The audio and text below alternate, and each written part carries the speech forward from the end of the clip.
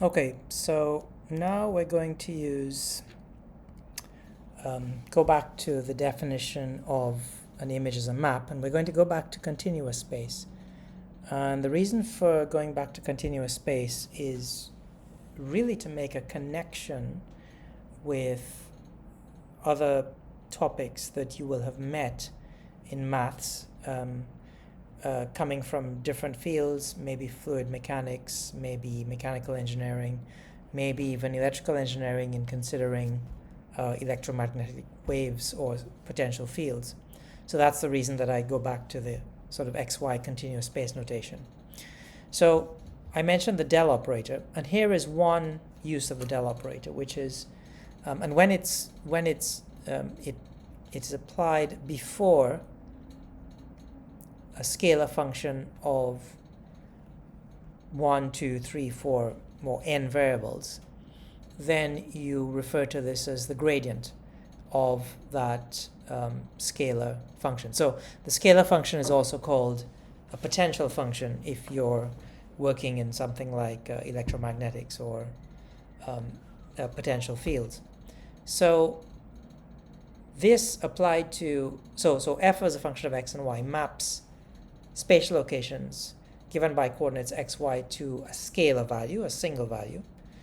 What the del in this context does is referred to as the grad or gradient operator. It maps that scalar field or potential field to a vector field. Okay, so what you have is that at each point in space x and y, or each location in space x and y, you've got a vector with two components, so x component and y component. The x component is given by the rate of change of that scalar field with respect to dx, and that's a partial derivative, so rate of change with one coordinate. And the component of the other field is given by the rate of change of f as a function of x and y with the other Cartesian coordinate y. So that's the definition of the gradient operator. The magnitude of this field is defined as, well, it's written like that, and it's just it's given by the rate of change of x, the rate of change in the x direction squared plus the rate of change in the y direction squared. So gx squared plus gy squared, where gx is this, so that's just simplifying the notation, and gy is this. Whoops, my mouse is going funny again. Okay, so hopefully you can make sense of that. Okay, I thought I had a workaround, but it's only for one of my views. Right, so that's the, and then the vector field, at every point in space you have a magnitude, which is given by this, and you've got a direction for that field, which we sometimes refer to as the angle. So theta is a function of x and y, which is given by tan inverse gy of x, so partial derivative of f of xy with respect to y divided by partial derivative of xy with respect to x, and then tan inverse of that. Okay, so that's fairly straightforward. And of course, where gx is 0, this is really undefined. You have special cases to handle that. It just means that your vector is pointing in either the up direction or the down direction. Okay, so when we move to so by the way, let me come back to this this intuition here, so this gradient field here. So what I'm just going to do is to drop to my board and show you something I prepared earlier. Just make sure it's working. There you go. Okay, so here is a visualization of that. So what I've done here is to illustrate f as a function of x and y, and then this is what the grad operation does, or the gradient operation, is that at every point in space it gives you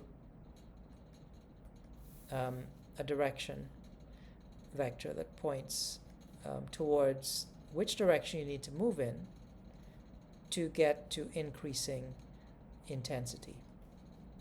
Okay, so it's actually a very simple definition if you think about this. So by the way, these lines here are equi-intensity lines. So they, on a map, they'd be contour lines for height.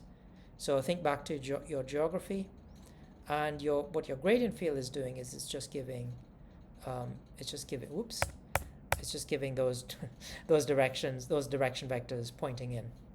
Okay, so if I were to illustrate that on this, I basically just have vectors pointing. As I move around, I just get vectors that point me towards the direction of increasing height or increasing intensity. So increasing height, if I'm thinking about this as moving around a hillside, for example, or increasing intensity if I'm moving around the image. Okay, that's what those vectors tell me.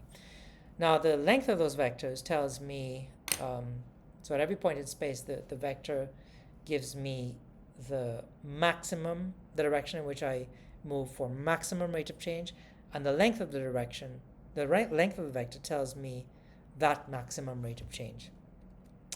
So it means that at any point in space, I could also resolve the vector to say, hey, if I were to take a step, not necessarily in the direction of maximum rate of change, where I know what the change in height will be if I take a direction in that step, it's just given by the length of the vector.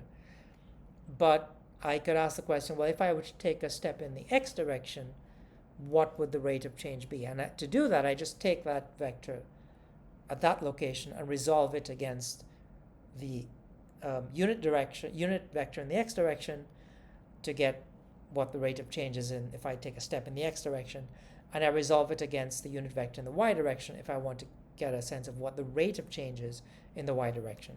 So that concept of resolving is something, of course, you will have met before, and it becomes quite important to understand how certain other things work in image analysis. So do think about remembering that business about how to resolve vectors. Okay, now when it comes to relating this to a row-column coordinate system, then we have to take into account that first of all, x and y, the first argument of f as a function of x and y is telling me about rate of change in that direction. But when I come on to f as a function of m and n, that first argument is telling me about rate of change in that direction, and it's positive in that direction, negative in that direction, so you need to bear that in mind. And the arguments are swapped around in terms of being horizontal or vertical. So that catches you out when you're trying to sometimes relate a gradient in the xy coordinate system to one in the mn coordinate system. So be aware of that. For a discrete image, we also have to think that actually, because when we talk about this sort of thing, a partial derivative, we're actually talking about taking a step. It's a rate of change or change in intensity when we take an infinitesimally small step in x or an infinitesimally small step in the y direction. Whereas when we come on to discrete images, in some senses, we might say that the smallest step we can take is one step. So move one row or one column. So just bear that in mind. So there's a bit of a hack there, in which we kind of ignore when we look at this first definition, or relating these two things together. Okay, so we're going to ignore that small issue, partial derivative of f as a function of mn with respect to m, and partial derivative of f of mn with respect to n as being we're going to abuse notation and just use this notation here to talk about rates of change. But if you really wish, this can be made very rigorous, so we can actually talk about these rates of change. It's just that I'm kind of glossing over this mathematical detail at the moment. So how do we go about computing these rates of change? Well, it turns out, and we're going to go into this in a bit more detail in the practical associated with chapter 4, which is the convolution practical. We're going to look at the rate of change along one dimension and then see how you implement that by something called a finite difference operator. So we're going to make that quite rigorous, or reasonably rigorous, as rigorous as discrete mathematics gets when you try to relate it to continuum mathematics. So we're going to define a prototype mask pair. Now, these are already flipped, so I've already done the flipping of the masks for you to make this a bit easier, but you may want to ask what the unflipped masks were. So remember, strictly speaking, that in the definition of convolution, you have to do this flipping both horizontally and vertically. And I'm going to do a separate exploration of where that flipping comes from in a lecture that's not related to the image processing, but it's just for FYI, if you like. It's sort of supplementary stuff. But these are going to be the masks that we're going to apply. So we're going to give this pattern. Now, why this pattern? Because this pattern gives us a situation where we are weighting values in a neighborhood, as you will see. So if we take this a central point in a pixel neighborhood, we weight things to the right of that location with one sign, and we weight things to the left of that location with the opposite sign. Okay, so that's what gives us the negative, the 0, and the positive signs in this pattern of signs in this mask. Now, because as we've talked earlier before, so I want you to go back to looking at the pattern of the uniform sliding averager, where every value was equal with 1/9, and contrast that to the Gaussian mask, where we had different values of weighting depending on the distance the distance away we were from the center pixel of the mask. Okay, if you take that view, then this is a logical pattern to have, because it allows us to have different weightings if we're closer to the center than if we're further away. But also we still preserve within that the negative weighting and positive weighting. So we're looking at differences as we move through the center of the neighborhood. Okay, so if you're puzzled by what I've just expressed there, I would suggest you just watch that bit again, because I've tried to explain the intuition behind the values that are being put into the masks here, which are just specifying a pattern of weighting, and we're not yet looking at what those actual values are going to be. Okay, we're going to look at how we get to the actual values that we assign to A and B through a bit more argument that we're going to go through next. But get that pattern sort of looked at, because it helps you then interpret what the weights in a convolution mask are doing from an intuitive point of view. Okay, so let's now look at a region. So remember that in convolution, our mask is moving around the image. But let's first of all assume that the mask is stopped at one location in the image. And so we're looking at the grayscale values around that region to understand or to sort of figure out how the mask values are going to interact with those grayscale values. So we're going to take a little 3x3 region at one location in the image where the mask is centered. Doesn't matter where it is. And we're going to go back to thinking about the intensities over that region as forming a little surface. And here is an example of what that surface might look like if we display it as a height. So I've just taken this and mapped it to a surface, just like I did with looking at the little diagram of the hill. And now we're going to say that within this little 3x3 region, let's go back to the bilinear facet model that we introduced in chapter 1, which was this. Okay, so and if you can't remember that, just go back to that particular lecture just to go over the argument there behind this model. So just to remind you that m here is the row coordinate, n is the column coordinate, and gamma is the equivalent of a constant, an additive constant. If, for example, you were looking at a linear regression problem, y is equal to mx plus c, gamma is kind of equivalent to the c, the additive constant.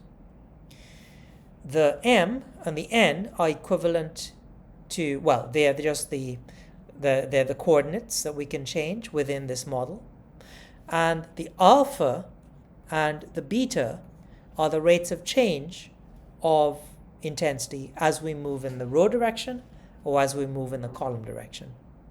So just a reminder, this is a model, and we're going to assume that the intensity within this little 3x3 region corresponds to that model. Okay, so in this particular case it does. There may be other cases where it doesn't, but we don't need to worry too much about that, because this model gives us a very simple way of then getting at the gradient field associated with this model. Because if I take the partial derivative of f as a function of m and n with respect to m, then what I get is alpha, and everything else is 0. And if I take the partial derivative of f with this f as a function of m and n with respect to n of this model, then what I end up with is beta. Okay, so if my image in a local neighborhood agrees with this model, then my partial derivatives with respect to m and n are effectively simply alpha and beta. So it's really simple. Okay, now if I also take this model and within this 3x3 region I assume that mn has this pattern, so let's say this is going to be, so this row here corresponds to, let's say, m equals minus 1. This row here corresponds with m equals 0. And this row here corresponds with m equals plus 1. And this column here, we assign n equals minus 1. This is n equals 0, and this is n equals plus 1. Okay, so in other words, this location here is m equals 0, n equals 0. Then if we plug that value into here, or that pair of values, m equals 0 and n equals 0, into here, then this f of mn simply evaluates to gamma. Okay, and if you do that for the rest of the pixel locations using these coordinates, n equals minus 1 for this location, with m equals minus 1 for this location, then this model evaluates to that, minus alpha minus beta plus gamma, and you can plug in values for m and n and just fill in what the pixel values would therefore look like if the intensity obeyed this model.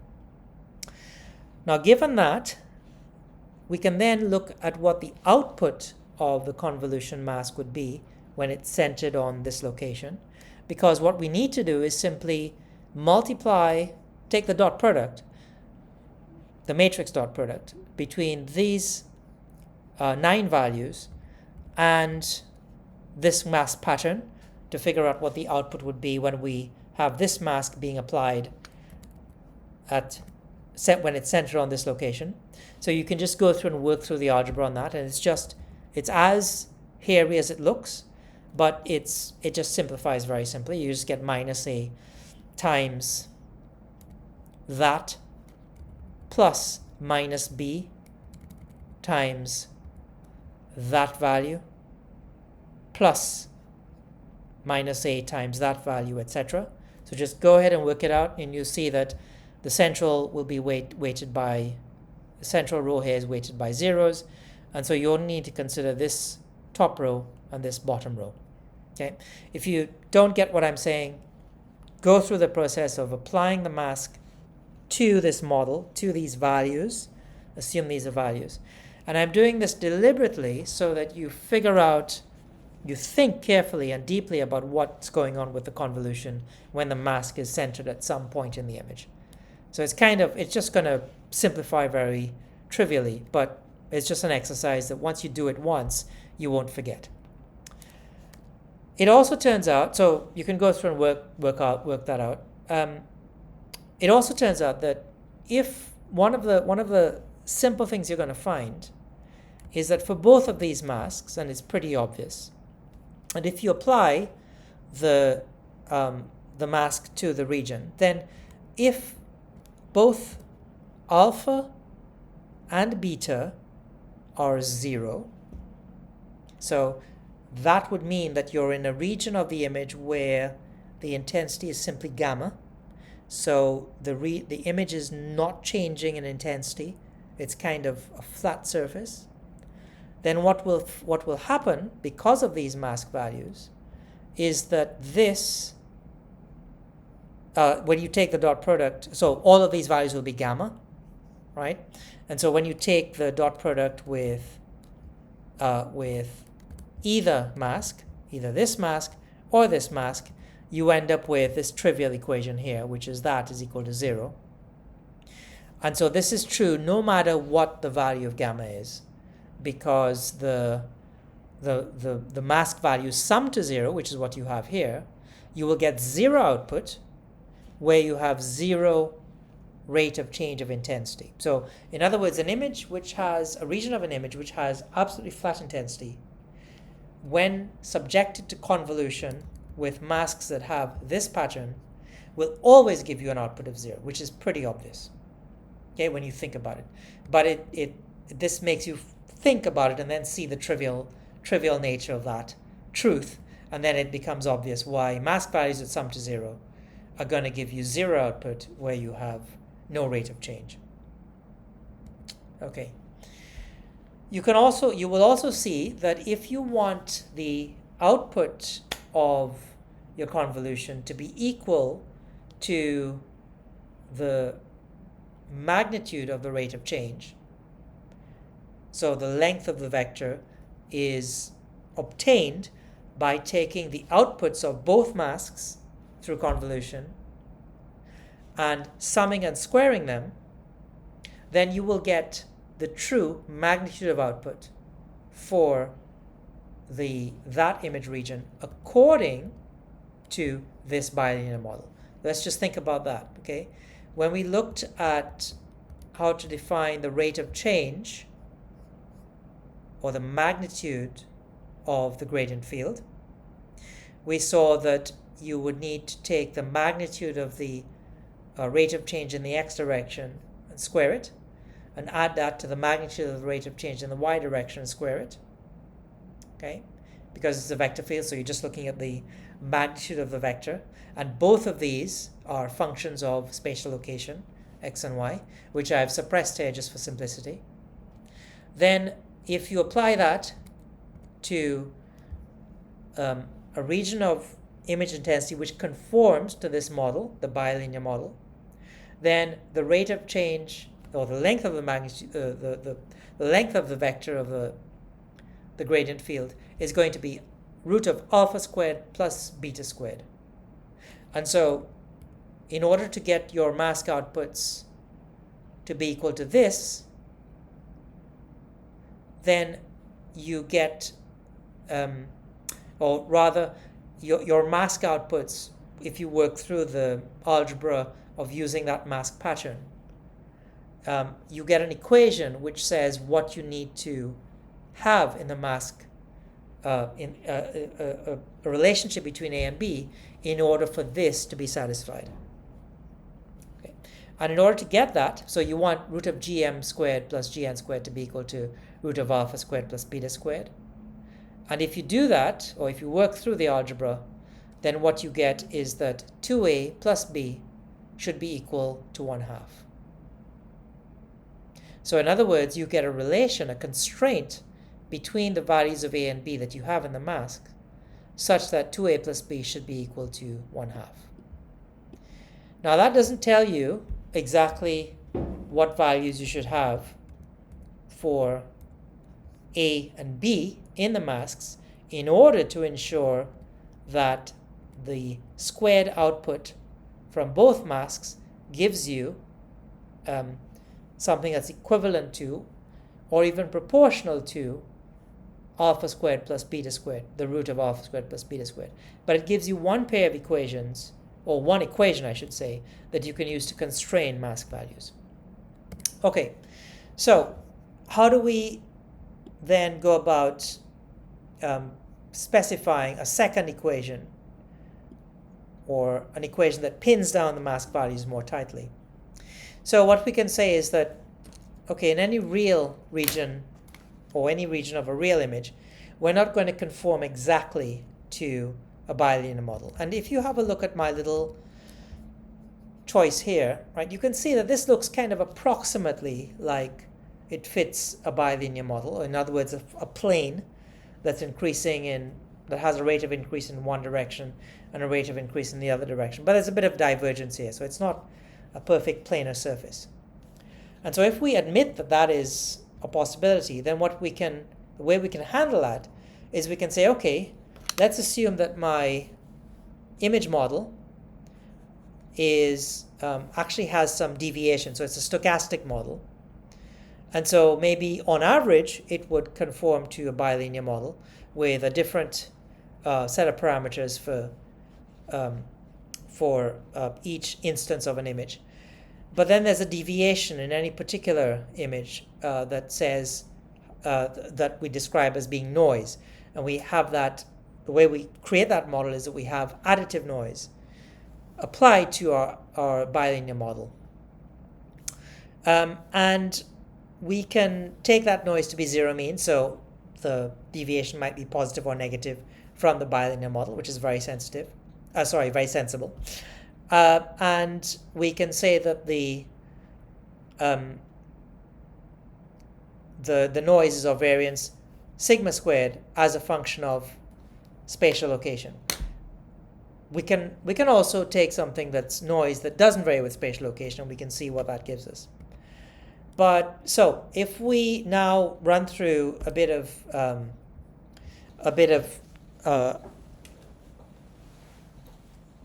a calculation that you don't need to know, but it's there in case you're interested. So the concept is to look at the variance of the output from the masks. So GM star is going to be the output from our from one of the masks operating in the rho direction. And what we do is we look at the expected value of the deviation of the that output from the average output from the mask across some sort of observation space or experimental space. And if we do that, then we end up with this expression for the variance of the output from the mask, where sigma A is the variance of the noise at location A relative to the mask center, and sigma B is the variance at location B relative to the mask center. So B is closer to the center of the mask, and A is further away in the diagonally connected neighbors from the center of the mask. And if you do that, but we then, so you can, I think in the lecture notes I have a case where this is a specific model for how sigma B relates to sigma A. But if we say that, let's brashly assume that the noise variance doesn't change as we move away from the center of that 3x3 region, but we have equal deviation in the corner locations, so locations A relative to locations B, then we would get A is equal to B is equal to 1/6 as the final choice for A and B in this pattern of mask values. And that corresponds to one of the more popular choices of mask that is used in image processing, which is it corresponds to this. So we have oh, now did I call the mask HX? Yeah, no, I called it HM and HN. So HM will look like this. Let's hope my mouse behaves itself. HM. Oops, let's just do HM. So HM will look like this.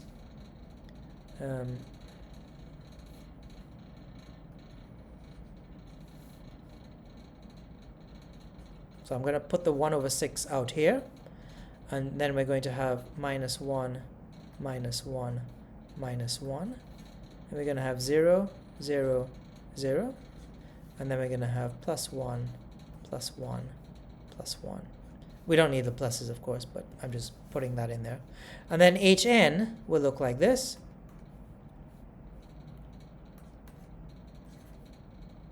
Oops, that's a 6 into -1,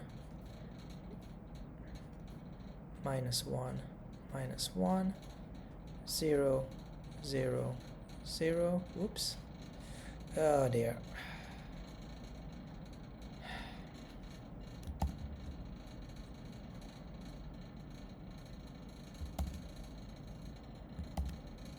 Let's pretend that's a 0, okay? And then we have +1, +1, and +1. Oops. So those are right, those are, and that's a 6 there, okay? So it's 6, not a B. Okay, so these are the two mask patterns. So just look at the values here, or the patterns here. Okay, so negative values here, 0 is positive values there, negative values here, 0 positive values here. So what we're doing here is so these two things, or this pair of masks. So now we have two masks that are being used here, and these collectively are known as the Prewitt masks.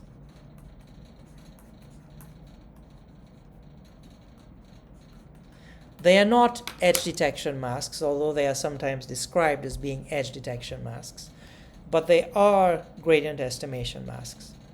And by that I mean, if you apply these masks, both of these masks, not in sequence, but in parallel to an image, so two outputs, one representing the output for the rate of change in the row direction, and the other providing information about rate of change in the column direction. So you get two images with you have one image as input, you get two images as output, because you have two separate convolution operations that go on in parallel. Then you are able to use those two images as your representation of the vector field of the input intensity image. So let's just drop to the board to illustrate that. What that looks like as an architecture. So as an architecture, that looks like this. So here is your f. So it's f as a function of m and n. And so what you do is you now have two convolution units, or two convolution routines, I should say, or let's say operations, that's better. This one is hm, and this one is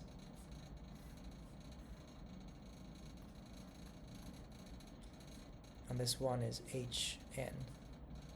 And so what comes out of this is gm, so the gradient field is a function of row and column in the row direction, and this is gradient field as a component as a function of m and n in the column direction. So both of these are you can treat them as images. And collectively, they give you information about the gradient field associated with your intensity image. So note that now we don't have a series of convolutions running in sequence. We now have two convolutions running in parallel. But later we shall see that actually sometimes you want to combine your Gaussian smoothing to give you a multi-scale representation of the image with a gradient field also computed at different scales. And so you would apply Gaussian gradient filters, Gaussian gradient filters, Gaussian gradient filters. And so you get something that looks very much like the architecture of a simple convolutional neural network, but it doesn't include nonlinearities until you recognize that in order to compute a magnitude of gradient field, you then need to put in something like a square and a square root. Right? So that's where you get to recognizing that the putting the nonlinearities in also becomes important in this kind of storyline.